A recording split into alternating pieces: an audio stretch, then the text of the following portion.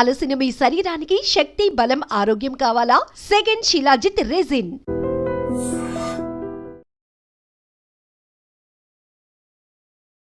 వాళ్ళ అభివృద్ధి కోసం అడుగులు వేశారు.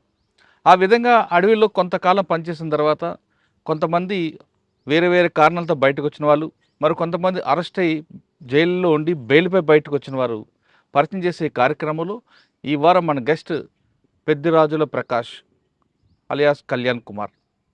పీపుల్స్ వారికి తొలితరం నాయకుడు. ఆయన చిత్తూరు, మదనపల్లి ఆ ప్రాంతాల్లో పుట్టి పెరిగిన ఆంధ్రప్రదేశ్ అంటే ఉమ్మడి ఆంధ్రప్రదేశ్లో ఆయన పేరు తెలియని వారు లేరు. కేవలం ఆంధ్రప్రదేశే కాదు, ఇటు బీహార్, ఛత్తీస్గఢ్, కర్ణాటక ప్రాంతంలో తెలుగు వాళ్ళ ఒక ఏకైక వ్యక్తి ఆయనే. ఆయన ఎందుకు అటువైపు వెళ్ళారు, వెళ్ళిన తర్వాత ప్రజల కోసం ఆయన చేసిన కార్యక్రమాలు ఏంటి, ఎందుకు బయటకు వచ్చారు, వచ్చిన తర్వాత ప్రస్తుతం అతని జీవన విధానం ఏ విధంగా ఉన్న విషయాన్ని ఆయన అడిగి తెలుసుకుందాం. అన్న నమస్తే. పెద్దిరాజుల ప్రకాష్ అలియాస్ కళ్యాణ్ కుమార్. సాధారణంగా 144 సెక్షన్ అనేది పోలీసులు పెడతారు, కానీ మీరు రాడికల్స్గా ఉంటూ మీరు 144 సెక్షన్ డిక్లేర్ చేశారు. అంటే అప్పుడు ప్రజలు ఏం చేయాలి, ఎలాగా 144 సెక్షన్ పార్టీ రాడికల్స్ 144 సెక్షన్ ఎలాగ అభివృద్ధి చేయాలి, ఎలాగ ఇంప్లిమెంట్ చేయాలనే విషయాన్ని, ఇవన్నీ మీరు ఎందుకు చేశారు? అసలు మదనపల్లిలో రాడికల్స్ని ఎలాగ డెవలప్మెంట్ చేసుకొచ్చారు? ఎందుకు మీరు పార్టీలోకి వెళ్ళారు? అప్పుడున్న పరిస్థితులు ఏంటో ఒకసారి చెప్పండి. పెత్తందారీ వ్యవస్థ విపరీతంగా ఉండింది. ఎక్కడ? మదనపల్లి ఏరియాలో. మదనపల్లి ఎక్కడ మీరు ఉండేవారు? మదనపల్లి టౌన్లోనే ఉండేవాడిని. నేను కాలేజ్ చదువుకుంటూ ఉండేవాడిని. కలిచెర్ల ఇప్పుడు తంబళ్ళపల్లి ఈ ఏరియాలో పెత్తందారుల యొక్క పెత్తనం చాలా జాస్తి. గ్రామాల్లోకి వెళ్తే టవలు భుజం మీద నుంచి తీయాలా, చెప్పులు చేతిలో పట్టుకోవాలి. ఈ పరిస్థితి ఉంది. కలిచెర్ల నరసింహారెడ్డి కానివ్వండి, కలిచెర్ల ప్రభాకర్ రెడ్డి వాళ్ళు, వీళ్ళంతా చాలా 2000 ఎకరాలు 3000 ఎకరాలు, గట్టు నరసింహరావు అని, వీళ్ళకంతా 2000 ఎకరాలు 3000 ఎకరాలు భూములు ఒక్కొక్క. ఓకే. వీళ్ళు ఏం చేసేవాళ్ళు అంటే ఊరినంతా స్వాధీనం చేసుకుని, ఊర్లో వీళ్ళు మాటకు అడ్డం లేదు. ఇది జరిగింది. మదనపల్లిలో ఒక ఇన్సిడెంట్ జరిగింది. నేను స్టూడెంట్గా ఉన్నప్పుడు ఒక ఇన్సిడెంట్ జరిగింది. అంగళ్ళు అనే ప్రాంతంలో కోడి పందాలు ఆడుతూ ఉన్నాడు. కోడి పందాలు ఆడుతూ ఉంటే ఆ కోడి పందాల పైన ఆడేవాళ్ళ పైన తుపాకులు ఎక్కి పెట్టారు. 6 మంది చనిపోయారు. ఎందుకు కోడి పందాలు ఆడితే? అంటే కోళ్ళ మీద పెట్టకుండా మనుషుల మీద పెట్టారా? మనుషులను 6 మందిని చంపేశారు. దీంతో మేము వచ్చేసింది ఇక్కడ 144 సెక్షన్ పెట్టాము. పోలీసులు పెట్టాల్సిన సెక్షన్ మేము పెట్టాం. 144 సెక్షన్ పెట్టి ఎక్కడన్నా పోలీసులు భక్తిలో కానీ డ్రెస్లో కానీ కనబడితే కొట్టండి అని చెప్పాను ప్రజలకు. ఎందుకంటే వాళ్ళు చేసింది చాలా క్రైమ్. ఆ రోజు చిన్న కోడి పందాలు లాఠీ చార్జ్ చేసి అంటే పరిగెత్తిపోయేవాళ్ళు. కాల్కాల్సిన అవసరం లేదు. అదొక ఇన్సిడెంట్ జరిగింది. అంటే మీరు 144 సెక్షన్ డిక్లేర్ చేశారు కదా, అది ఇంప్లిమెంట్ అయిందా? చాలా వరకు, కొద్ది వరకు. తర్వాత అప్పుడు పోలీసులు అబ్జెక్షన్ చేయలేదా? మీరెవరు? మరుసటి రోజు వచ్చేసారనమాట. అక్కడ పోరాటం బాగా జరిగింది. మదనపల్లిలో బీటీ కాలేజ్ స్టూడెంట్స్, మీకు ఒక డిఎస్పి ఉన్నాడు వెంకటేశ్వరరావు అని చెప్పేసి. ఆ బసినికొండ ఉంది మదనపల్లిలో. బసినికొండలో ఒక టైలర్, సాధారణమైనటువంటి టైలర్, ఆయనకు ఒక కూతురు ఉండేది. ఈ డిఎస్పి వెంకటేశ్వరరావుకు 55 సంవత్సరాలు. ఆ పాపకు ఒక 18 ఏళ్ళు 20 ఏళ్ళు ఉంటుంది. ఇంటర్మీడియట్ చదువుతూ ఉండింది ఆ పాప. వచ్చేసింది. వీడు దినం వాళ్ళ నాయన్ని పిలిచిందే, నీ కూతుర్ని పంపించు అని అడిగినాడు డిఎస్పి. అడిగే వాటికు మేము లీడర్స్గా ఉన్నాం కాబట్టి, రాడికల్ స్టూడెంట్స్ యూనియన్ లీడర్స్గా ఉన్నాం కాబట్టి, మా దగ్గరికి వచ్చి వాళ్ళ నాయన, ఆ పాప వాళ్ళ నాయన ఇద్దరు రాత్రి 9 గంటలకు వచ్చి మాకు ఇన్ఫామ్ చేశారు. ఇన్ఫామ్ చేస్తే, సరేమ్మా మీరు ఇక్కడనే ఉండండి, మీ నాయన వాళ్ళు పొద్దున్నే చూసుకుందాం. తర్వాత మరుసటి రోజు బీటీ కాలేజీకి వెళ్ళాం. కాలేజ్ స్టేజ్ పైన నేనే మాట్లాడినా. నువ్వు వచ్చి ఏం చెప్తావో చెప్పమ్మా అని చెప్పి. వాళ్ళ నాయన ఆ పాప చదివినారు. స్టూడెంట్స్ ఎమోషన్ అయిపోయినారు. దాదాపు BT college, night college students, day college students అంతా 4500 మంది. మిగతా హై స్కూల్ స్టూడెంట్స్ అంతా డిఎస్పీ ఆఫీస్ పైన పడినాం. పడేవాళ్ళకు డిఎస్పీకి ఎక్కడా లేదు. డిఎస్పీ ఆఫీస్కి మేమే ఎత్తుకుని పోయి ఒక మెమరాండం ఇచ్చినాం. సార్ ఈ మాదిరి మా అమ్మాయిని ఒక డిఎస్పీ గారు ఇట్లా అడుగుతా ఉన్నారు, ఏం చేయాలా అని చెప్పి ఆయనకి ఇచ్చారా? ఆయనకే ఇచ్చాం. ఆయన అది చూసిందే నన్ను కాపాడాలని కొట్టారు మీకు? కొట్టాడు. కొట్టే వాళ్ళకి రైజ్ అయిపోయినాం. డిఎస్పీ ఆఫీస్ అంతా పగలు కొట్టేసాం. డిఎస్పీకి ఏట్లు పడినాయి. చిడ్డి బనీన్తో ఒక లారీలో పరిగెత్తిపోయినాడు ఒక డిఎస్పీ, పరిగెత్తిపోయినాడు. ఆ రోజు ఏమీ లేదు. మరుసటి రోజు సిఆర్పిఎఫ్ వచ్చింది. తర్వాత ఇమీడియట్గా అరుణా బహుగుణ ఆమెను డిఎస్పీగా వేశారు. డిఎస్పీ అప్పుడు డిఎస్పీ ఐపీఎస్ ఆఫీసర్ ఆమె కూడా డిఎస్పీ ఆమె. అరుణా బహుగుణ. మళ్ళా జయశ్రీవాతలని కలెక్టర్, ఇద్దరు వచ్చారు, కొత్తగా వచ్చాడు ఇద్దరు. వచ్చింది ఏం విషయము, ఎందుకు మీరు డిఎస్పీని ఇట్లా చేసినారు, పోలీసు వాళ్ళపైనే మీరు తిరగబడితే ఎట్లా? మేడం ఇది ఒకటో ఇష్యూ కాదు, రెండో ఇష్యూ కాదు పోలీసు వాళ్ళది. ఇంతకుముందు ఈ పాప పైన జరిగింది, ఇంతకుముందు కోళ్ళ పందాలు ఆడుతూ ఉంటే వాళ్ళ పైన జరిగింది, ఇట్లా రకరకాలుగా అందరిపైన జరుగుతూనే ఉంది, దీనికి పరిష్కారం ఏమి అని చెప్పేసేటప్పుడు ఆమె తర్వాత అంతా రిపోర్ట్ రాసింది, మాకు అనుకూలంగానే చేసింది. ఇద్దరు కూడా, అరుణా బహుగుణ కూడా జయశ్రీవాతలు కూడా మాకు అనుకూలంగానే రిపోర్ట్ రాశారు వాళ్ళు. తర్వాత కొన్ని రోజులకి ఏమైంది అంటే తంబళపల్లిలో కాసిం అని ఒక అతను, కాసిం సాబ్ అని, రోడ్డు పక్కలో ఇల్లు కట్టుకో ఉన్నాడు. ఆ పక్కంతా రెడ్డిది ఇల్లు. వీళ్ళు నీకు ఇక్కడ వద్దో, నువ్వు ఇక్కడి నుంచి ఖాళీ చెయ్యి, భూమి ఇతని సొంతము. తర్వాత రాత్రో పోయేసింది, ఇల్లునంతా కొట్టి కాల్చి వాడిని కొట్టి చేశాడు. తర్వాత నేను వెళ్ళాను. మరుసటి రోజు వెళ్తే ఈయన అప్పుడు సబ్ కలెక్టర్, ఇంకొక ఆయన వేరే సబ్ కలెక్టర్, ఆయన పేరు ఏదో ప్రసాద్ ఏమో ఉంది ఆయన పేరు, ఆయన వచ్చినాడు. ఆయన కొంచెం లెఫ్టిస్ట్ భావజాలంలో ఉండేటువంటి వాడు. నేను పోయి చెప్పేవాళ్ళకు నా జట్లోనే వచ్చాడు తంబళపల్లికి. వచ్చిందే ఎంక్వైరీ చేశాడు. అక్కడ ఎంక్వైరీ చేసిందే కేసు కట్టమని చెప్పినాడు. కేసు కట్టమని చెప్తే ఎస్ఐ కట్టలే కేసు. ఈయనే వాళ్ళ సెక్షన్ ఏదో ఉంది చూడండి, దీనికి తంబళపల్లి అంటే తంబళపల్లి, మదనపల్లి అంటే మదనపల్లి పోవాలా, కాళహస్తి అంటే కాళహస్తి పోవాలా, ఎక్కడ ఆయన డేట్ ఇస్తాడో వీళ్ళంతా అక్కడికి పోవాలా. అట్లా ఏదో సెక్షన్ ఏదో ఒకటి ఉంది, 148 140 ఏదో సెక్షన్. సుమోటో కింద తీసుకున్నాడు. సుమోటో కింద తీసుకున్నాడు. కేసు కట్టేశాడు. ఆయన ప్రకాష్ వస్తావా అన్నాడు. లేదు సార్ నాకేదో పని ఉంది కొద్దిగా, వాళ్ళు మాట్లాడిచ్చేసి వస్తాను అని. ఈయన పోస్ట్ ఆఫీస్ రెడ్డి ఏం చేశాడంటే తీసిందే కపాలానికి కొట్టేశాడు. ఎవరిని? నన్ను. మళ్ళా అక్కడనే ఆయన వెళ్ళిపోయినాడు, కలెక్టరు కపాలానికి కొట్టాడు. కపాలానికి కొట్టే వాళ్ళకు ఇంక రైజ్ అయ్యింది, అక్కడ గలాటలు అయ్యింది. పొద్దున్నే సిఐ దగ్గరికి నేను లోపల వేపించి ఏం చేపిస్తాను అని చెప్పేసి అన్నాడు. ఎందుకు నువ్వు సిఐ ఆఫీస్ కన్నా పోతావా రేపు అంటే, చూద్దాం అది కూడా అన్నాడు. తర్వాత వెళ్ళాం.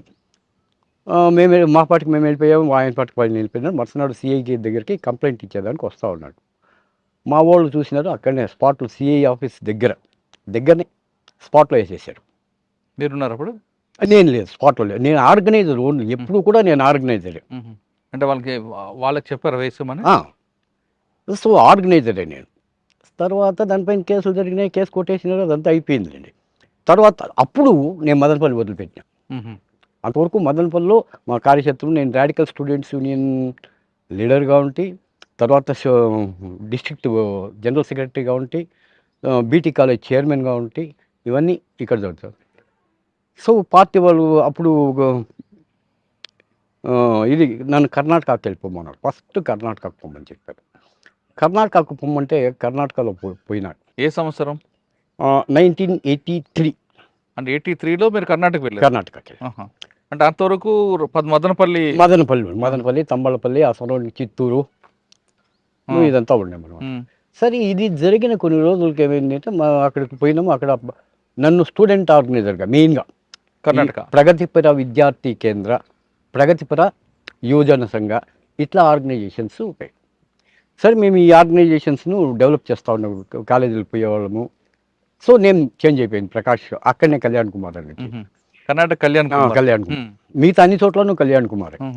సరే అంతా వచ్చింది, అక్కడికి పోయినాం ఇక్కడికి పోయినాం, తర్వాత కర్ణాటక అంతా చుట్టాం, కొంతమంది స్టూడెంట్స్ని రెడీ చేసాము, కొంతమంది యూత్ని రెడీ చేసాము. తర్వాత వీళ్ళు సివిల్ లిబర్టీస్ సుహాస్ అని ఒక అతను ఉన్నాడు, బాబయ్య అని చెప్పేసి ఒక ఆయన ప్రొఫెసర్ ఉన్నాడు, బాబయ్య అని, అసన్ మన్సూర్ అని ఒక ఆయన ఉన్నాడు. వీళ్ళంతా కూడా సివిల్ లిబర్టీస్లో వచ్చేవాళ్ళు అనమాట. తర్వాత మేము దీనికి పోతా ఉన్నాం క్యాంపెయిన్స్కు. ఏమి విలేజ్ కర్ణాటకలో ఎక్కడ చేశారు మీరు?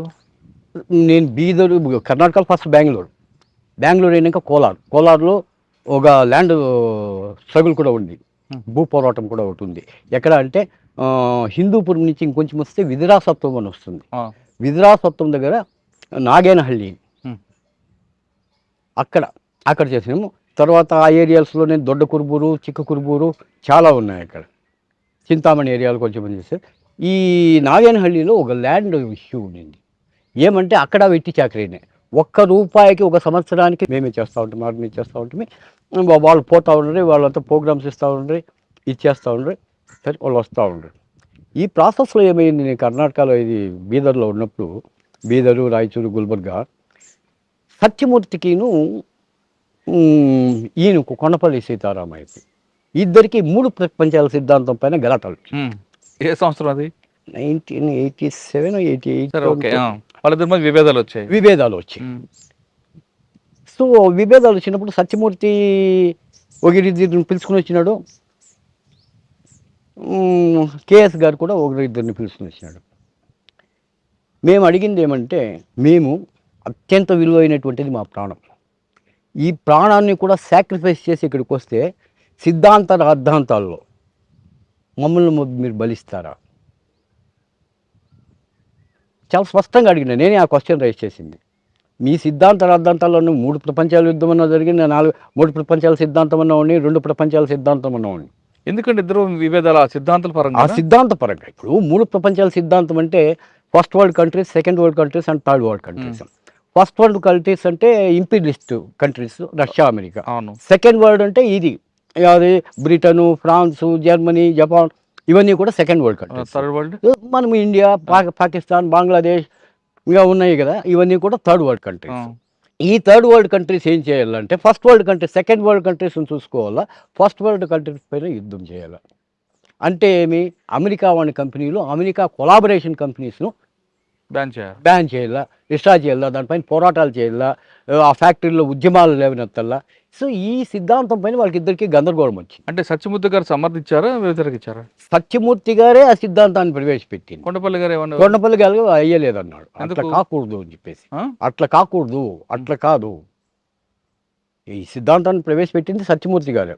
కొండపల్లి సీతారామయ్య గారు 3 ప్రపంచాల సిద్ధాంతం అనేది ఇట్లుండదు, 3 ప్రపంచాల సిద్ధాంతం మన కాన్సెప్ట్ వేరే, ఈ కాన్సెప్ట్ వేరే అనే రకంగా వాళ్ళు చూశారు. ఆ విభేదాల నుంచి ఇద్దరి మధ్యన విభేదాలు వచ్చాయి. సత్యమూర్తి గారు సపరేట్ పోయినారు, కొండపల్లి సీతారామయ్య గారు సపరేట్ పోయినారు. అక్కడ నాయకత్వం విషయం ఏంటంటే, కొండపల్లి సీతారామయ్య గారు రెడ్డి, సత్యమూర్తి గారు వచ్చేసి ఎస్సీ.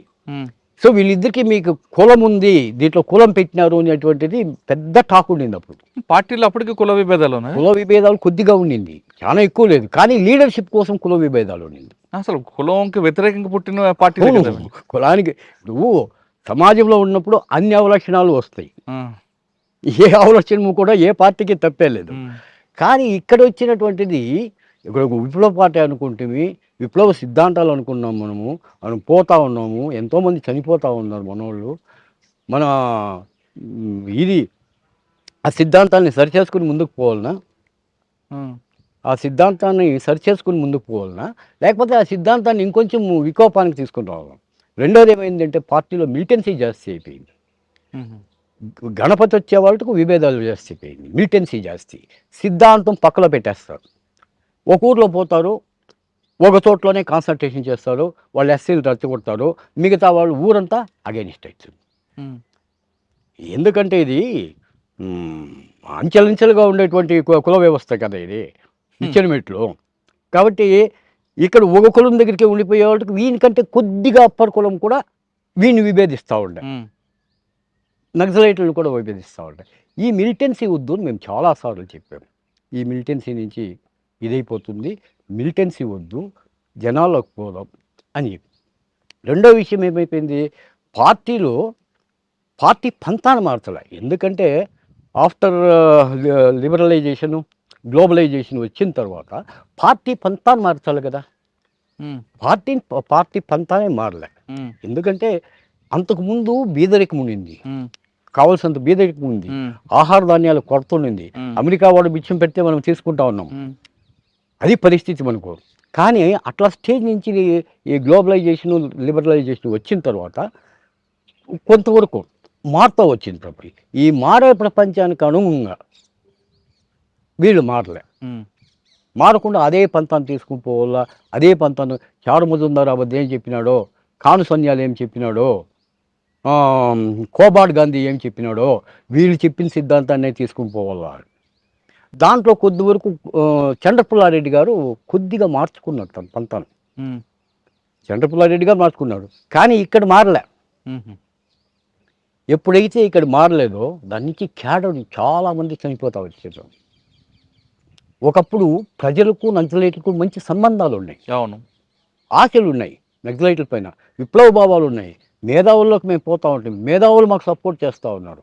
లేకపోతే కేవీ రమణారెడ్డి గారు అట్లా వాళ్ళు, త్రిపురనేని మధుసూదనరావు అట్లా వాళ్ళు, తర్వాత భూమన్ సుబ్రహ్మణ్యం గారని అట్లా వాళ్ళు, వీళ్ళంతా వీరసం సంఘాలను పెట్టుకొని, సివిల్ లిబర్టీస్ని పెట్టుకొని మాకు సపోర్ట్ చేసి 24 గంటలు ఇట్లా చేస్తూ ఉండేవాళ్ళు. అది రాను ఏమైపోయిందంటే మేధావుల్లో మా యొక్క పొట్టును కోల్పోతూ వచ్చాం. ఉమ్, ఇది మేము చాలా స్పష్టంగా చెప్పినాం. ఎప్పుడైతే పార్టీ పైన పార్టీ ప్రజలపైన పట్టు కోల్పోతుందో, పార్టీ ఎంచుకున్న లైన్ ఇంకా మారకపోవడం బట్టి ప్రజలకి పార్టీకి గ్యాప్ వచ్చిందనుకోవచ్చా? ఎస్, పార్టీ ఎంచుకున్న లైనే ప్రజలకు దూరం అవుతూ వచ్చారు. ఉమ్, ప్రజలకు దూరం కావడం అంటే ఏంటి, ఇప్పుడు ఉండేటువంటి వనరులను కరెక్ట్ ఉద్యమ పంతాను వీళ్ళు తీసుకోలేకుండా పోయారు. దాని నుంచి ఏమవుతా ఉన్నారో ప్రజలకు దూరం అవుతూ వచ్చారు. ఎప్పుడైతే ప్రజలకు దూరం అవుతూ వస్తారో పోలీసులకు లేకపోతే ప్రభుత్వాలకు వీళ్ళని అణిచివేయడం అనేది చాలా ఈజీ అయింది. ఈ విషయం పక్కన పెట్టి కాసేపు ముందా మాట్లాడుకున్నట్లుగా సత్యమూర్తి గారికి కేఎస్ గారికి మధ్య విభేదాలు వచ్చాయి. మీరు ఎటువైపు ఉన్నారు? మేము కేఎస్ వైపే ఉన్నాం. మేము కేఎస్ వైపే ఉన్నాము. తర్వాత మళ్ళా విభేదాలు గణపతి గారికిను, ముప్పాల తర్వాత కేఎస్ గారికి విభేదం. ఎందుకు? అక్కడ ఇట్లే సిద్ధాంత రాద్ధాంతాలు, సిద్ధాంత గందరగోళాలు. మీరు ఎటువైపు ఉన్నారు అప్పుడు? లేదు, అప్పుడు గణపతికి వచ్చే వాళ్ళకి నేను బయటకు వచ్చేసాను. కానీ మదనపల్లి ఇందిరాగాంధీ గారు వచ్చినప్పుడు మీరు ఒక మాట అడిగారట కదా? అవును. ఏమడిగారు, ఎందుకు అడిగారు? మా నాయకులంతా మీరు ఎత్తుకుని పోయి లోపల పెడతా ఉన్నారు, మా కొండపల్లి సీతారామయ్య గారు జైల్లో పెట్టారు, ప్రజా వ్యతిరేకులు కాదు వీళ్ళు, దేశభక్తులు, మాకు మీకు అంత అవకాశం దొరికిందా? అవకాశం దొరికింది, అవకాశం దొరికింది. ఇందిరాగాంధీతో మాట్లాడే అవకాశం దొరికింది. మాట్లాడే పేపర్లో కూడా వచ్చింది. ఏమన్నారు అమ్మ? ఆమె పక్కలో అడిగాను, ఇట్లా చూసిందే నవ్విందంటే, ఇంకేం మాట్లాడలేము. చూద్దాం. సరే, ఇటు మీరు కర్ణాటక వైపు వచ్చారు, ఇటు బీదరు చిక్మలాపూర్ చూసినప్పుడు పోలీసు నిర్బంధం ఎలా ఎదుర్కొన్నారు? మరి పోలీసు నిర్బంధంలో ఎలా ఎదుర్కొన్నారు అంటే ఆ నిర్బంధం అది ఎలా పనిచేశారు? తప్పకుండా చేయాల్సిందే. ఎందుకంటే సాధ్యమైనంత వరకు రహస్య జీవితం, సాధ్యమైనంత వరకు. ఇంకా తప్పిందంటే ఇంకా మనమేం చేయలేము. సాధ్యమైనంత వరకు రహస్య జీవితము, ఆర్గనైజ్ చేయడము, జనాలు కూడగట్టడము, ఇది మా పని కర్ణాటకలో. ఈ రహస్య జీవితం గడుపుతూనే మరి వివాహం ఎలా చేసుకున్నారు? ఎలా? ఆమె జాబ్లో ఉండింది, పోయి వస్తాం. ఎక్కడ పరిచయం మీకు? బెంగళూరే. బెంగళూరు పరిచయం అనేది కాదు, మా అత్త కూతురే ఆమె. ఓకే. మా అత్త కూతురు ఆమె బెంగళూరులో ఆమె చదువుతూ ఉండింది. నేను 2 రోజులు అక్కడ కాలేజీలో కళ్యాణ్ కుమార్ అనే అతను, ఒక అతను చనిపోయినాడు బెంగళూరులో. అతను ఎంఎస్సీ చదువుతూ ఉన్నాడు, ఎంఎస్సీ బాటనీ. నేను పోయి ఎంఎస్సీ బాటనీలో జాయిన్ అయిన. ఆయన సర్టిఫికేట్స్ అంతా ఎత్తుకొని పోయి పెట్టేసి, స్టూడెంట్గా ఉండాలి కాబట్టి అట్లా. అంటే ఒక పక్క రహస్య జీవితం, ఒక పక్క ప్రేమ. ప్రేమ అంటే ప్రేమే, లవ్ మ్యారేజ్. అంటే మీరు చెప్పారా, ఆవిడ అక్క చెప్పిందా? ఆయన్ని చెప్పింది. మిమ్మల్ని చూసా అంటే మీ గురించి తెలుసు కూడా? తెలిసి అంటే నేను కాలేజీలో చదువుకుంటాను అనుకునేది కానీ వెనక్కి జీవితం తెలియదు ఆవిడకి. తెలియదు. మరి ఎప్పుడు చెప్పారా ఆమెకి? చాలా రోజులు అయింది, చాలా రోజులు ఆమెకు కూడా తెలియదు. ఆహా. ఆమె జాబ్ వచ్చింది, ఆమెకి జాబ్ వచ్చేసి 2 రోజులు బళ్ళారిలో పనిచేసింది, 2 రోజులు లాస్ట్కు బీదర్కి నేను ట్రాన్స్ఫర్ చేయించుకున్నాను. బళ్ళారి నుంచి బీదర్కి నేను ట్రాన్స్ఫర్ అంటే చేయించుకున్నాను. మీ జీవితానికి, మీ ఉద్యోగానికి, దాని మీ వృత్తికి పనికి వస్తుందని. అందుకోసము ఆమెను ఎక్కడా ఎక్స్పోజ్ చేయకుండా మా పనులు మేము చూసుకుంటామండి. ఎప్పుడు తెలిసింది? పార్టీ నుంచి ఇంకేమి ఆ, ఆ, బయటకు వచ్చేస్తామన్నప్పుడు చెప్పినా నేను. ఏమన్నారు? ఏమంటారు అప్పుడు అయిపోయింది కదా ఏమంటారు. అంటే అప్పుడు మీకోసం పోలీసులు తిరగడం ఏం లేదు. ఆహా. మీరు పార్టీలో ఉన్నప్పుడు, ఉమ్, పీపుల్స్ వార్ టైంలో మీరు ఉన్నప్పుడు ఉమ్. ఎప్పుడైనా మీకు రాజ్ కుమార్ గారు కానీ లేదా కేఎస్, ముప్పాల గణపతి వీళ్ళందరితో ఎప్పుడైనా కలిసి కూర్చొని మాట్లాడడం జరిగిందా? మాట్లాడడం జరిగింది. ఎందుకంటే ఇక్కడ మీకు చిత్తూరులో కల్చర్ల కృష్ణప్ప అని ఉన్నాడు, లాయర్. ఆయన పార్టీ అండర్ గ్రౌండ్కి వచ్చేసాడు. ఆయన తమ్ముడు, తర్వాత లింగప్రసాద్ అని, ఇక్కడ తిరుపతిలో లింగప్రసాద్ అని, తర్వాత కృష్ణంరాజు అని, వీళ్ళంతా కూడా పార్టీలోకి వచ్చారనమాట. ఎల్వి రమణ అని ఇక్కడ మదనపల్లిలో, వీళ్ళంతా పార్టీలో ఫుల్ టైం క్యాడర్గా వచ్చినారనమాట. చంద్రన్న, రామచంద్రారెడ్డి అని, దీంట్లో కొంతమంది సూడోలుగా తయారైనాడు, అది తర్వాత విషయం. గ్రూపులుగా బండాయి మాస్టర్ నేను చాలా బాగా కలిసేవాళ్ళం. అనంతపురంలో బండాయి మాస్టర్ని ఆయన నేను చాలా బాగా కలిసేవాళ్ళం. తర్వాత కొండపల్లి సీతారామయ్య మాకు అంత ఉసులు మాట్లాడినాం, కానీ అంత ఫ్రీక్వెంట్గా ఇది ఉంటాం వాళ్ళ కలుస్తూ ఉంటే. కొన్నిసార్లు బాడీ గార్డ్గా కూడా పోయినాను నేను సత్యమూర్తి జనరల్ సెక్రటరీగా ఉన్నప్పుడు పీపుల్స్ వార్ ఆయన బాడీ గార్డ్గా వెళ్ళాను. ఎక్కడికి? విజయవాడకు, మదనపల్లి నుంచి ఉండింది, మాకు టచెస్ ఉన్నాయి. మరి పార్టీలో అంతకాలం పనిచేసి మీరు ఎందుకు బయటకు వచ్చారు? ఈ సిద్ధాంతం వచ్చారా, వాళ్ళు పంపించారా? లేదు, నేను వాళ్ళు పంపించలేదు, వాళ్ళు పంపించేటువంటి ఇదే లేదు, ఆ సమస్య లేదు. కానీ నేనే బయటకు వచ్చేసాను. ఎందుకు? నాకేదో నచ్చలే. విషయం ఏంటంటే క్యాడర్ అంతా చచ్చిపోతా ఉంది, చాలా క్యాడర్ చచ్చిపోయింది. వాళ్ళకి పోరాడినాం, మిలిటెన్సీని తగ్గించండి, ఆర్గనైజ్ చేయండి, పార్టీని ఆర్గనైజ్ చేయండి. ఎవరికి చెప్పారు మీరు? ఎవరితో మాట్లాడారు? సత్యం వీళ్ళతో, కేఎస్తోనూ మాట్లాడినాను, గణపతి గారితోనూ మాట్లాడినాను, రాజకుమార్తోనూ మాట్లాడినాను, మూర్తితో కూడా మాట్లాడినాను. ఎందుకు పార్టీలో మిలిటెన్సీ పెరిగింది, ఐడియాలజీ తగ్గిపోయింది అనుకోవచ్చు? చాలా వరకు ఐడియాలజీ తగ్గింది, కమిట్మెంట్ లేదు. క్యాడర్కు రాజకీయ పరిజ్ఞానాన్ని ఇవ్వాల్సినటువంటి బాధ్యత సీనియర్ నాయకుడిగా మనకుంది, అది చేయకుండా రిక్రూట్మెంట్ అంతే. రిక్రూట్మెంట్ అయిందా, తుపాకీ చేతికిచ్చినామా, పోతా వాడోళ్ళలోకి, లేకపోతే దీంట్లోకి పోతాం, అండర్ గ్రౌండ్లోకి పోతాం. ఈ సిద్ధాంతం ఇది అంత మంచిది కాదు. ఇది ఆ మంచిది కాదానికే ఇవ్వదు. హంబాల కేశవరావు చనిపోవాల్సి వచ్చింది, ఇంకా 26 మంది చనిపోయినారు. ఇంతకుముందు కొండగుట్లో 31 మంది చనిపోయినారు. ఎంతోమంది చనిపోతూ ఉన్నారు ఈ మధ్య. నక్సలైట్ పార్టీకి కోలుకోని లేని దెబ్బ ఇప్పుడు. ఇది డెవలప్ అయింది అక్కడ, ఇది ఈ వద్దు డెవలప్ అయింది కాదు, డెవలప్ అయింది అక్కడ. 94 నుంచి ఇది డెవలప్ అయింది. డెవలప్ అయ్యి లాస్ట్కు అస్తిత్వానికే ప్రమాదం ఏర్పడింది. అంటే మిలిటెన్సీ పెరిగితే మంచిదంటారా, తగ్గితే మంచిదంటారా? తగ్గితే మంచిది. మిలిటెన్సీ తగ్గల్లా పీపుల్ను ఆర్గనైజ్ చేసుకోవాలా, థియేటికల్గా పెంచాలా, వాళ్ళను చైతన్యవంతం చేయాలా. So Naxalite are not heroes, the peoples are heroes, you educate them. నేను చెప్పేది ఏంటంటే నక్సలైట్స్ హీరోలు కాదు, ప్రజలు హీరోలు. నువ్వు వాళ్ళని ఎడ్యుకేట్ చేస్తే వాళ్ళే హీరోలుగా తిరగబడతారు. నీకు విప్లవం కావాలన్నా, ఉద్యమం కావాలన్నా, ఇంకోటి. ఈ వద్దు ఉద్యమాన్ని నిర్మాణం చేసేటువంటి పరిస్థితే లేదు. ఎక్కడా కూడా ఉద్యమాన్ని ఒకప్పుడు నక్సలైట్లు అని చెప్పుకుని ఎవరిని అడిగినా, వరంగల్లో కానీ అక్కడ కానీ ఎవరిని అడిగినా కూడా నక్సలైట్స్ అంటే ఏమీ చెప్తా ఉన్నాడు. ఈరోజు వెనక ముందు చూస్తారు నక్సలైట్స్ అని చెప్పాలంటే. అంటే ప్రజలకి రాజకీయ చైతన్యం కల్పించడం మన బాధ్యత అంటారు. అది మర్చాము. అది మర్చిన దానికి ఈ ప్రాబ్లం. ప్రజల్లో పోలేకుండా పోతా ఉన్నాడు చాలా చోట్ల. ప్రజలకు నక్సలైట్లకు చాలా గ్యాప్ పెరిగేసింది, చాలా విపరీతమైన గ్యాప్, అంతా ఇంత గ్యాప్ కాదు. ఈవెన్ ఈ వద్దు వాళ్ళు సిపిఐ వాళ్ళు సిపిఎం వాళ్ళు మాత్రమే అడుగుతూ ఉన్నారు, చర్చలకు పిల్లండి అని. ఏదో కొంతమంది మేధావుల ద్వారా పోదామని. కానీ ప్రభుత్వము ఇది చేయలేదు. ఇంతకుముందు ఉన్నటువంటి మన్మోహన్ సింగ్ ప్రభుత్వము చేయలేదు, ఇప్పుడు ఉండేటువంటి బీజేపీ ప్రభుత్వము చేయలేదు. అంటే శాంతి చర్చలకు వెళ్తే మంచిది అంటారు కదా. శాంతి చర్చలు పెడితే మంచిది. నువ్వు డైరెక్ట్గా రా ప్రజల్లోకి, ఆర్గనైజ్ చేసుకో. నువ్వు అది చేయకుండా శాంతి చర్చలను వదిలేస్తే ఏమి ప్రయోజనం లేదు. శాంతి చర్చలు ఇప్పుడు వాళ్ళే చెప్తా ఉన్నారు, ఎవరు నక్సలైట్స్ మేము ఆయుధాలు వదిలేసి ముందుకు వచ్చేదానికి మేము సిద్ధం అంటూ ఉన్నారు. మన కాల్పులు వివరణ ప్రకటించారు 6 నెలలు. 6 నెలలు ప్రకటించారు. కానీ ప్రభుత్వం గమనుందా? లేదు కదా. వీళ్ళేమో కాల్పులు విరమణ ప్రకటించారు, వాళ్ళు గవర్నమెంట్ కాల్పులు విరమణ వల్ల ఇలాగ మిలిటరీని పెట్టి ఏరేసేంత పరిస్థితి అందరినీ ఎక్కడ దొరికితే ఎక్కడ. అని ఇప్పుడు నంబాల కేశవరావు గారు కారు తీసి ఆయనే కోల్పోయిన తర్వాత పార్టీ మనుగడకి ఏమైనా ఇబ్బంది ఉంటుందా?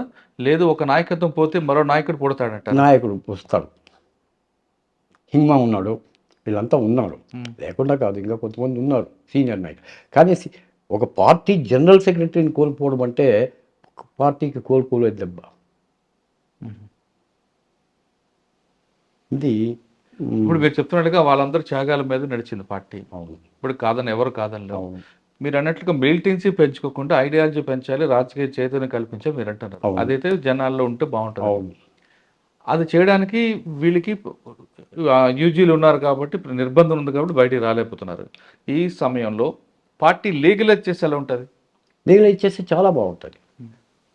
లీగలైజ్ చేస్తే బాగుంటుంది. కరెక్ట్గా లీగలైజ్ చేసేసి కాల్పులు విలువను ప్రకటించి వీళ్ళు కానీ ప్రజలకు కానీ వెళ్ళిపోయినారంటే, ప్రజలను ఎడ్యుకేట్ చేస్తే వాళ్ళే ఉద్యమాలు. ఇప్పుడు సిపిఐ వాళ్ళు ఉద్యమాలు చేస్తూ ఉంటారు, సిపిఎం వాళ్ళు ఉద్యమాలు చేస్తూ ఉంటారు, తెలుగుదేశం వాళ్ళు ఉద్యమాలు చేశారు, ఇప్పుడు వైసీపీ వాళ్ళు ఉద్యమాలు చేస్తారు. ఉద్యమాలకు ప్రాబ్లంలే. హింసాత్మక ఉద్యమాలు ఉండకూడదు. ఇప్పుడు ఉండేటువంటి పరిస్థితుల్లో హింసాత్మక ఉద్యమాలు ఉంటే అణచేస్తారు, ప్రభుత్వాలు అణచేస్తుంది. హింసాదం కాకుండా శాంతియుతంగా ఉద్యమం చేయొచ్చు. శాంతియుతం అంటే ప్రజలు చైతన్యం రావాలి. చైతన్యం అంటే వాడికి జరిగిన అన్యాయాన్ని వాడిని ప్రశ్నించుకోవాలి. మరి అది ఎందుకు చేయలేకపోతుంది పార్టీ? మొత్తం పార్టీ చేయలే అప్పుడు. అదే నేను చెప్పినానే, ప్రజలు లీడర్లు కాదు, మనమే హీరోస్ అనుకుంటే ఇదే పరిస్థితి వస్తుంది. అంటే పార్టీ దండకార్యానికి పరిమితి అయింది. నల్లమల్లు నుంచి దాదాపు 45 సంవత్సరాల నుంచి పార్టీ అక్కడే ఉంది. శ్రీకాకుళం నుంచి వచ్చి తెలంగాణలో విస్తరించింది. తెలంగాణ నుంచి మళ్ళీ దండకారణ్యానికి పోయింది. దండకారణ్యం నుంచి బీహార్కి పోయింది, మళ్ళీ ఛత్తీస్గఢ్కి వచ్చింది. ఎక్కడ చూసినా పరిస్థితి. ఒరిస్సా, ఆంధ్ర ఒరిస్సా బార్డర్లో కూడా అదే పరిస్థితి, ఇక్కడ అదే పరిస్థితి. ఇప్పుడు పార్టీ దాదాపు ఏఓబీలో కానీ దండకారణ్యంలో కానీ స్థిరంగా ఉంది అనుకుందాం. ఉంది. వాళ్ళు చెప్తున్నట్లుగా 16 జిల్లాల్లో 16 రాష్ట్రాల్లో మేము బలంగా ఉన్నామని చెప్తున్నారు మొన్న ఒక లెటర్లో. కానీ గవర్నమెంట్ మాత్రం 6 రాష్ట్రాలకి పరిమితం అంటారు. అది ఏమీ లిమిటెడ్. 6 రాష్ట్రాల్లో కూడా లిమిటెడ్. సరే, 6 రాష్ట్రాల్లో ఉన్న పార్టీ చెప్తున్నట్టుగా 16 రాష్ట్రాల్లో ఉన్నా అక్కడున్న ప్రజలకి వాళ్ళలో అవగాహన కల్పించడానికి పార్టీ ఎందుకు ముందుకు వెళ్ళలేకుండా పోతాం. అంటే వాళ్ళకి అవగాహన కల్పిస్తారు, వాళ్ళే ప్రశ్నిస్తారు కదా ఆదివాసీలు. ఇక్కడ వర్గ పోరాటం జరుగుతూ ఉండేది. దండకారణ్యంలో ఉండేటువంటి సహజ వనరులంతా కూడా పెద్దలకు దోచిపెట్టాలా అనేటువంటి ప్లాన్లో ప్రభుత్వాలు ఉన్నాయి వర్గ సమాజంలో. దాన్ని అడ్డుకోవాలా అనేటువంటి ప్రయత్నం వీళ్ళు చేసింది నిజమే, కానీ అడ్డుకునే పద్ధతి ఇది కాదేమో. ఇది కాదంటారు. ఇది కాదు. ఇదేంటే ఇంత లాస్ వచ్చేది కాదు పార్టీకి. మ్యాక్సిమం లాస్ వచ్చింది. అస్తిత్వ ఉనికికే దెబ్బపడేటుంది. మీరు వర్గ పోరాటం అంటున్నారు. రక్త సంబంధం గొప్పదా, వర్గ సంబంధం గొప్పదా? రక్త సంబంధం గొప్పదా, వర్గ సంబంధం గొప్పదా? కుటుంబ పరంగా చూసినప్పుడు రక్త సంబంధం గొప్పది, సమాజ పరంగా చూసినప్పుడు వర్గ సంబంధం గొప్పది. ఈ సమాజానికి పరిచయం చేసింది, ప్రపంచానికి పరిచయం చేసింది అమ్మా నాన్న. అంటే అమ్మా నాన్నలు పరిచయం చేసింటారు. అమ్మా నాన్నలు పరిచయం చేసినంత మాత్రాన ఇప్పుడు ప్రవాహం ఎట్లా పోతూ ఉంటుంది, కిందికే పోతుంది. మా అమ్మ నాన్నకు నా పైన ప్రేమ, నాకు నా బిడ్డల పైన ప్రేమ, వాళ్ళకు వాళ్ళ బిడ్డల పైన ప్రేమ, సమాజం కిందికి పోతూ ఉంటుంది. ఇది కూడా అంతే, ఇట్లా పైకి పోదు. ఉంటుంది, అభిమానం ఉంటుంది అంతే. తల్లిదండ్రులపైన అభిమానం ఉంటుంది, తాతలపైన అభిమానం ఉంటుంది. కానీ నా ప్రేమ ఎక్కువ భాగం నా పిల్లలపైన ఉంటుంది. నా పిల్లలకు మళ్ళీ నా పైన ఉండేలే. అది బట్ మరి మీరు అజ్ఞాతులు ఉన్నప్పుడు అమ్మా నాన్న గుర్తుకొచ్చారా ఇప్పుడు వాళ్ళకి? నాకు అమ్మ లేదండి. నాకు చిన్నప్పుడే అమ్మ చనిపోయింది. 3 నెలల బిడ్డ అంట నేను. మా అమ్మ అప్పుడే చనిపోయింది. మా అవ్వ తాత నన్ను పెంచారు. మా నాన్న వేరే పెళ్లి చేసుకుని బెంగళూరులో ఉండిపోయాడు. మాకు ఇక్కడే 5 కిలోమీటర్స్ ఇక్కడి నుంచి మా ఊరు శివరాంపురం అని. మా సొంత ఊరు వచ్చి శివరాంపురం. మన అవ్వాతాత మీకు పెంచారు కదా, వాళ్ళకి వాళ్ళకి ఇవ్వాల్సిన రుణం తీర్చుకున్నారా మీరు? తెరుచుకున్నాను. నేను బయటకు వచ్చిన తర్వాత ఉన్నారు వాళ్ళు అప్పటికి. సంతోషం. అంతవరకు వాళ్ళ కొడుకులు ఆయనకు మా అవ్వ తాత కొడుకు ఇంకా 4 కొడుకులు ఉన్నారు. మా నాన్న, మా చిన్నాన్న, మా చిన్నాన్న. వాళ్ళకేం ఇదేం ల్యాండ్స్ ఉన్నాయి కావాల్సినంత. వాళ్ళు ఉన్నారనమాట. నేను బయటకు వచ్చిన తర్వాత నా దగ్గరనే పెట్టుకున్నాను. అచ్చా, అంటే పార్టీకి చెప్పొచ్చారా చెప్పకుండా వచ్చారు? చెప్పేసి వచ్చారు. పార్టీకి చెప్పేసి వచ్చినప్పుడు నా దగ్గర పిస్టోల్స్ ఉన్నాయి.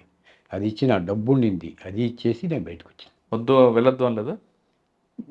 దాంట్లో వీరమణి అని ఒక ఆయన ఉన్నాడు. ఆయన లీడింగ్ ఆర్గనైజర్. వెళ్ళిపోతే ఎట్లా బాగుండలేదు. మనమే పార్టీ ఉద్యమాన్ని అంతా డెవలప్ చేశాము. అది వద్దు అని చెప్పినాడు కానీ ఎందుకో నాకు నచ్చలే. దాంట్లో ఒక పిల్లోని అనవసరంగా చంపేసేదానికి ప్రయత్నం చేశారు. ఎవరిని?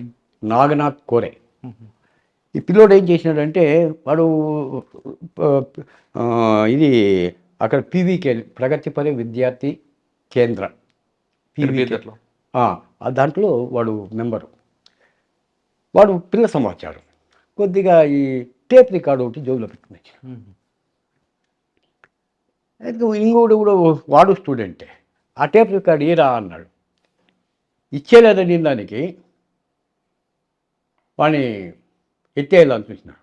అక్కడికక్కడనే స్పాట్లో. ఎందుకు? టేప్ రికార్డులో ఏమో దాచుకుంటావు అని, ఓహో, ఏమో రికార్డ్ చేసుకుని పోలీసులకి ఇస్తావని. నేను ఒప్పుకోలేదానికి. చాలా సీరియస్ అయింది మాకు.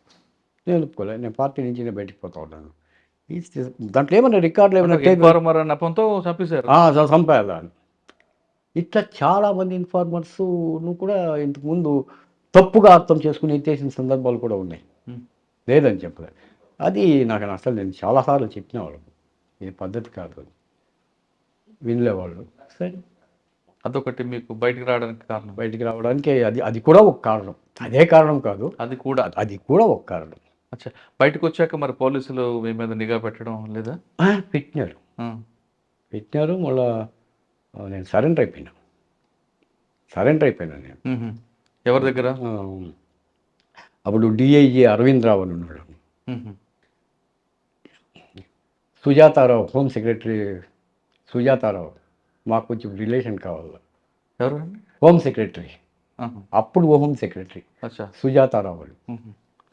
ఆమె కొంచెం మాకు బంధువులు కావాలా, ఎవరో రికమెండ్ చేస్తే ఈ మాదిరి వెళ్ళిపోయినాడు ఇది చేసుకోమంటే ఆయమ్మ అరవిందరావు ఫోన్ చేస్తే అరవిందరావు మాకు ఒక రకంగా రిలేషనే కావాలి. సరే ఎత్తుకుని పోయేసిందే వేసి ఇచ్చేసేసినాడు. పట్టుకుని పోయి మరి నన్ను ఏం చేయలే. చూసినారు అన్నమాట. తర్వాత ఏదో ట్రాక్టర్ ఒకటి శాంక్షన్ చేసినారు. ట్రాక్టరు చేతికి ₹1,00,000 ఇచ్చినారు వాళ్ళే. అది సుజాతారావు నుంచి ఇది చేసుకోవాలి. సరే నేను బయటకు వచ్చేసినాక మళ్ళీ నేను ఎలాంటి యాక్టివిటీస్లో పాల్గొనలే. ఇక్కడ వచ్చిన కాంగ్రెస్ పార్టీ అప్పుడు ఇది ఉండింది. నన్ను వాళ్ళే పార్టీ వాళ్ళు వచ్చేసింది సింగిల్ విండో ప్రెసిడెంట్గా నిలబెట్టినారు. గెలిచిన సింగిల్ విండో ప్రెసిడెంట్ అయినా. తర్వాత Congress party district general secretary అయినా, మండల్ ప్రెసిడెంట్ అయినా. అది అయిపోయాక రాజకీయాలు నాకేం ఇంట్రెస్ట్ రాలే. మునుమాయ అని చెప్పేసి పెన్ను పేపర్ ఎత్తుకున్నా. అంతకుముందే నేను ఇండియన్ ఎక్స్ప్రెస్లో పనిచేసిన. ఇండియన్ ఎక్స్ప్రెస్లో పనిచేస్తా ఉన్నాను. ఇండియన్ ఎక్స్ప్రెస్లో పనిచేసి మళ్ళీ ఆంధ్రప్రభలో కూడా పనిచేస్తా ఉన్నాను. కన్నడ ప్రభలో కూడా పనిచేస్తా ఉన్నాను కర్ణాటకలో. అది ఒక 14 ఏళ్ళు. రాజకీయం 14 ఏళ్ళు, అది 14 ఏళ్ళు. తర్వాత నక్సలైట్లలో 14 ఏళ్ళు. 42 ఏళ్ళ జీవితం అట్లా అయిపోయింది. ఇప్పుడు ప్రశాంతంగా ఉన్నా. మీరు రాజకీయ పార్టీలో ఉన్నారు, అటు ఆ ప్రజల పార్టీలో ఉన్నారు. ఏ పార్టీ అంటే మీకు బాగా ఇష్టం? సైద్ధాంతిక పరంగా కరెంట్ స్టెప్ వేస్తే వాళ్ళంటే ఇష్టమే, నాకు ఇప్పటికీ ఇష్టమే. దాంట్లో ఏం డౌట్ ఏం లేదు. ఎందుకంటే వీళ్ళ పంతా వేరే, వీళ్ళ వ్యవహారాలు వేరే, ఇక్కడ ఉండేటువంటి మామూలు బూర్జువా పార్టీలు అంటాం మేము.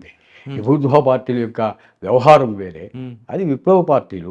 విప్లవ పార్టీలకు విప్లవ ఐడియాలజీ ఉంటుంది. విప్లవం అంటే సమాజాన్ని మార్చడమే కదా. తుపాకులు వేసుకుని పోయి కాల్చడం విప్లవం కాదు, సమాజాన్ని మార్చడం విప్లవం.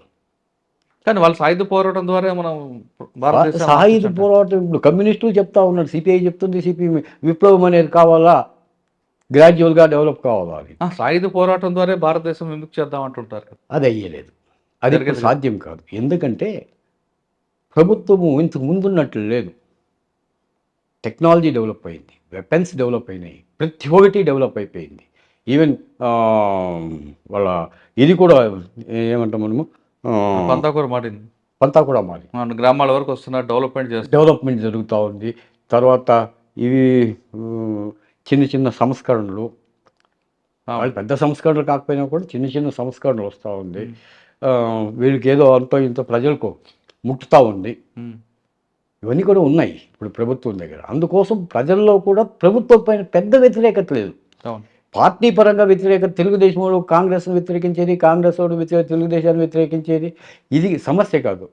సమస్య ప్రజల్లో వీటిపైన వ్యతిరేకత పెద్దగా లేదు ప్రభుత్వాలపైన. అసలు భారతదేశంలో విప్లవం వచ్చే అవకాశం ఉందంటారు?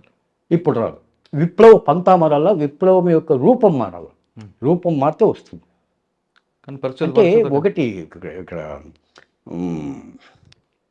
అంతరం ఏముందో అంటే గ్యాప్ బిట్వీన్ పీపుల్స్ అండ్ వీళ్ళకి విపరీతంగా పడిపోయింది. ఒక అంబానీ ఆస్తి, అంబానీకి ఒక రోజు ఇన్కము మన జీవితం అంతా గడిపినా కూడా రాదు. ఒక గంట ఇన్కమ్, ఒక రోజు ఇన్కమ్, ఒక గంట ఇన్కము మన జీవితం అంతా కష్టపడుతూ అంత గ్యాప్ పెరిగిపోయింది. ఆ గ్యాప్ ఒక వీళ్ళే చెప్తారు, గ్యాప్ పెరిగే కొద్దీ ప్రజల్లో వ్యతిరేక భావనలు అనేది కలుగుతాయి, ప్రజలు తిరగబడతారు. ఇది తిరగబడినారు కూడా చాలా చోట్ల. ఆ తిరుగుబాట్లు అనేది వస్తాయి, వేరే రకంగా రావచ్చు. రూపం మార్చుకోవాలా, ఉద్యమం యొక్క రూపం మారాలా, పంతా మారాలా, ఐడియాలజీ మారాలా, మారితే విప్లవం వస్తుంది. అండ్ ఇటువంటి అన్ని డెవలప్మెంట్ అవుతుంది పార్టీ కూడా. అంటే ప్రభుత్వం మారుతుంది, సంవత్సరాలు మారుతున్నాయి, అన్ని సంస్కరణలు వస్తున్నాయి. కాబట్టి పార్టీ కూడా ప్రజలకు అనుగుణంగా మారడానికి ఎందుకు అవకాశం తీసుకోవద్దు? ఎప్పుడో కాలం చెందిన సిద్ధాంతం పట్టుకుని వెళ్తుంది. అది వచ్చిండేది పంతా మారాలి. మార్క్సే 100% కరెక్ట్ అని కాదు, మార్క్స్ 100% కరెక్ట్ కాదు, లెనిను 100% కరెక్ట్ కాదు, ఆ తర్వాత వచ్చినటువంటి స్టాలిను అంత కరెక్ట్ కాదు, స్టాలిన్ తర్వాత వచ్చినటువంటి మావో పంతాను అంత కరెక్ట్ కాదు. ప్రపంచం విమర్శిస్తూ ఉంది. ఇవన్నీ కూడా ఉన్నాయి, దాంట్లో వాస్తవాలు ఉన్నాయి.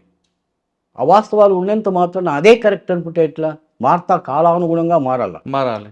కాలానుగుణంగా ఎందుకు మారడం లేదండి? అదే మారడం లేదు, మారేదానికి ఇష్టపడడం లేదు. ఎందుకు?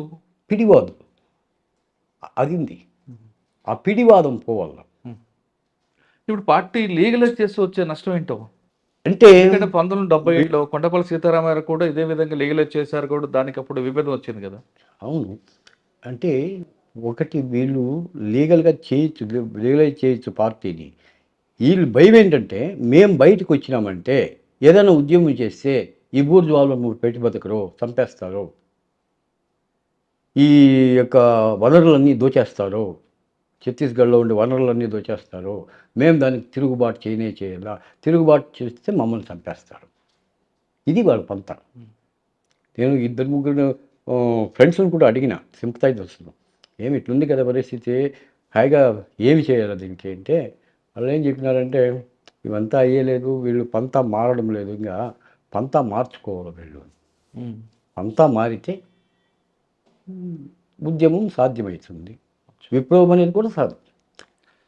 విప్లవం అంటే ఏమి, రెవల్యూషన్ అంటే ఏమి, గ్రేట్ లీప్. అవును, సన్నసన్నది కాకుండా ఒకేసారి ఎగిరి దుమ్ముకోవడం. అది తుపాకుతోనే రావాలని ఏం లేదు, ఐడియాలజీలో కూడా రావచ్చు. ఐడియాలజీగా ప్రజల్లో కూడా చైతన్యం తేవచ్చు. ఇది చేయడం లేదు, కానీ అది మర్చిపోయారు. అది కేవలం సాయుధ పోరాటానికి తుపాకీ గొట్టం ద్వారా రాజ్యాధికారాన్ని సాధిస్తామనుకోవడం అబద్ధం ఇప్పుడుండేటువంటి పరిస్థితి. కానీ పార్టీ నమ్మేది దీర్ఘకాల పోరాటం ద్వారా వస్తుంది కాబట్టి ఎప్పటికైనా మనం అలా దీర్ఘకాల పోరాటం ద్వారానే వస్తుంది. అది హింసాత్మక పోరాటమా, అహింసాత్మకమైన పోరాటం? ఒకప్పుడు పంతా ఉండింది, ఎందుకంటే పరిస్థితి అట్లుండింది, అందుకోసం తుపాకీ పట్టాల్సి వచ్చింది. ఇప్పుడు తుపాకీ పట్టాల్సిన అవసరం లేదు. ఇప్పుడు డైరెక్ట్గా ప్రజల్లో చైతన్యం తీసుకుని రావచ్చు. ప్రజలు కూడా ఎడ్యుకేటెడ్, అప్పుడంతే అన్ఎడ్యుకేటెడ్ జాస్తి ఉన్నారు. వాళ్ళకి ఐడియాలజీ లేదు, వాళ్ళ కోసం పోరాటం చేయాల్సినటువంటి పరిస్థితి వస్తూ ఉండే. కానీ ఇప్పుడు ఇట్లా కాదు కదా, ఇప్పుడు ప్రజలు ఎడ్యుకేట్ అయినారు, చాలా వరకు ఎడ్యుకేట్ అయినారు. కానీ పార్టీ ఫినిక్స్ పక్షి లాంటిది అని అంటారు. ఫినిక్స్ పక్షి లాంటిది. మళ్ళీ మళ్ళీ పుడుతుంది అని కష్టం. నాకు ఆఖరిగా చెప్పండి, నంబాల కేశవర్ గారు చనిపోయిన తర్వాత మీకున్న అనుభవం ప్రకారం పార్టీ మరొకసారి ముందుకు రావడానికి ఎంతకాలం పట్టొచ్చు? దాదాపు 1 సంవత్సరం, 1.5 సంవత్సరం. సెకండ్ క్లాస్ ఇది సెకండ్ స్టెప్ లీడర్షిప్ ఉంటుంది, లేదని నేను చెప్పలే. కానీ ఆ స్టెప్ అంత బిర్యానీ తీసుకునేదానికి, ఇప్పుడు గణపతి రాజీనామా చేసేదానికి 1.5 సంవత్సరం పట్టింది. చేసి నంబాల కేశవరావును తీసుకుని వచ్చింది, ఆయన రిజైన్ చేశాడు. ఇప్పుడు నంబాల కేశవరావు చనిపోయిన తర్వాత అది మళ్ళా ఇది కావాలంటే పార్టీ క్యాడర్ మినిమం 1 సంవత్సరం పడుతుంది.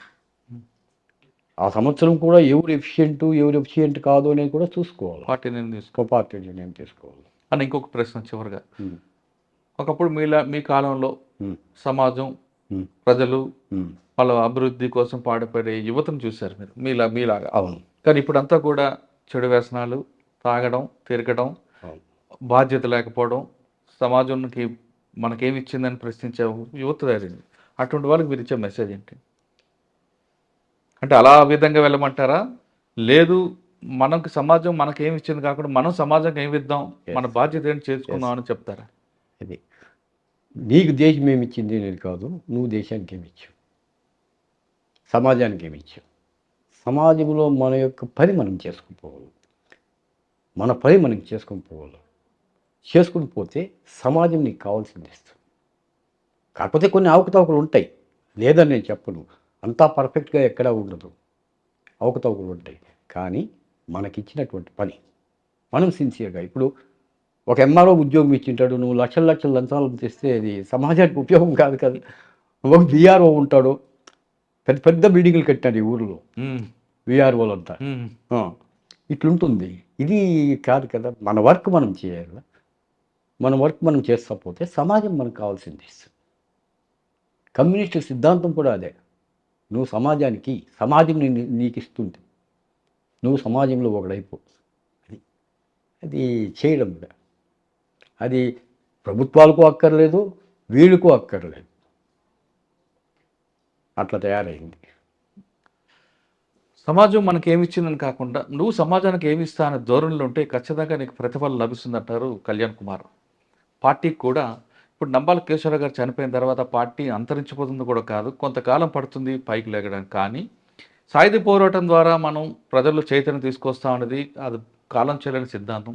ఖచ్చితంగా ప్రజలు రాజకీయ చైతన్యం తీసుకురండి, ఇప్పుడు పార్టీ మీకు నిలబడుతుంది, ప్రజలకు దగ్గర అవుతారంటూ కళ్యాణ్ కుమార్ గారు చెప్తున్నారు. ఇది ఈ వారం కళ్యాణ్ కుమార్ గారితో ఎక్స్క్లూజివ్ ఇంటర్వ్యూ. వచ్చే వారం మరో కష్టం మళ్ళీ కలుద్దాం. అంతవరకు నమస్తే. Thank you very much.